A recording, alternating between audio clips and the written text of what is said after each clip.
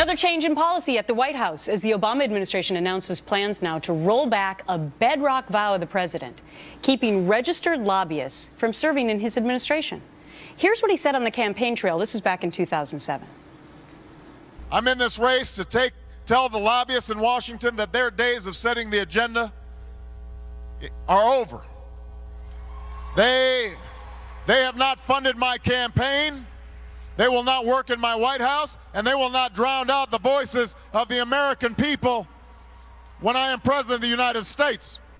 So he was elected and signed a ban, but now a total flip-flop. The White House issuing a new rule, thanks to a lawsuit, allowing lobbyists to serve on government advisory boards. Michelle Fields is a correspondent for Next Generation TV. Leslie Marshall, syndicated radio talk show host and a Fox News contributor. Great to see you, ladies. Leslie, there's no two ways to look at this. I mean, there's one way, right? They flip-flopped.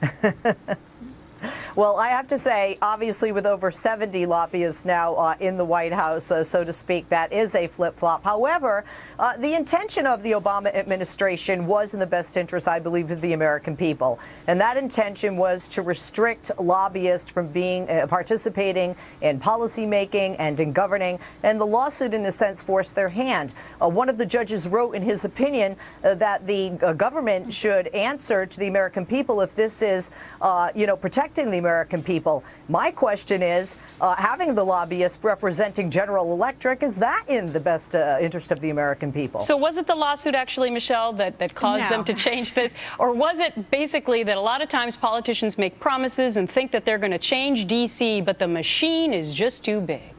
Of course, this is rhetoric. I mean, lobbyists are a very easy target when you're running for election. But President Obama flip-flopped before he had even assumed office. And when he won election in November, he announced his transition team that they were actually going to hire a lobbyist, William Lynn, to be the Deputy Secretary of Defense. And this was before he had even assumed office in January. So he flip-flopped before he had even gone to the White House, Leslie. So you can't say that he had good intentions because he flip-flopped way before then. Leslie?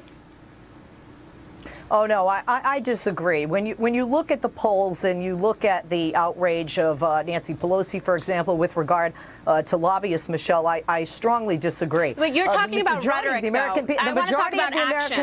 majority of the American people, left and right, poll after poll, show that they want less lobbyists involved in politicians. Yes, and Obama isn't doing that. About corporations running this country and corporations owning their politicians, and left and right, both Democrats and Republicans agree that's Leslie, not what they want. you can praise his rhetoric, but we need to look at his actions, okay? They have 70 people in the White House right now who were previously registered as lobbyists, and it works both ways. 24 people who used to work under the Obama administration now are consultants. All right. Oh, no. I think a ban is a strong not when wait, not when there are waivers and all of these, loopholes that he uses. That's nothing. All right, I got to move on to this because maybe this word would actually be good for the current conversation. Kumbaya. President Obama, Hillary Clinton are getting together. They're going to put their differences aside and hug it out tonight, apparently, after Clinton lambasted Obama's foreign policy, and then she said she was sorry. So, ladies, will we get to actually see the hug tonight? Several reporters today asking the White House just that. Listen to this. Secretary Clinton, she said that she wants to hug it out, so why not let everybody see it? I believe the President and Secretary Clinton have had many hugs over the past few years. I suspect many of them have been caught on camera. Again, I appreciate the request, but I do think this is a private social gathering for someone's birthday, so it's going to be hard to bring all of you lovely people in. Yeah, right. Michelle? I think this apology from Hillary Clinton is bogus. She just wants to undercut the president. To say that you are going to hug it out with the president of the United States, I think she's just trying to distance herself from him and be snarky towards him because she's running for office and she knows that the American people do not like the president right now. And the foreign policy polls, Leslie, I mean, the president has scored lower than ever before, right before she said those comments. So this is all political, right? As well as this whole phrase about hugging it out.